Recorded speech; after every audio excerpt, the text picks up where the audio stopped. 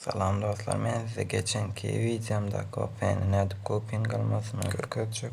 Irdenler 110, 130 Aralık ping, akşamları 150-200 Aralık kolya da option. Bir prosto VPN işleteceğiz. Son şolu VPN'imize gireceğiz.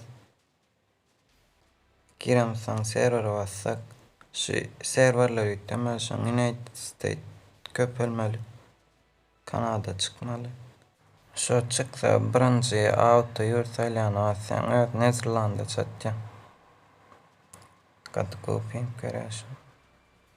Buranın neme YouTube'a video yükleyen 150, 200, 300 görülen like alan o gayret edip like basan dostlar. Yana çıksın köprü adam görsün. Yana seyredin pinga. Sağ adam merkezden ise şu an 4.40'ya. Lava peynimi işlep dur.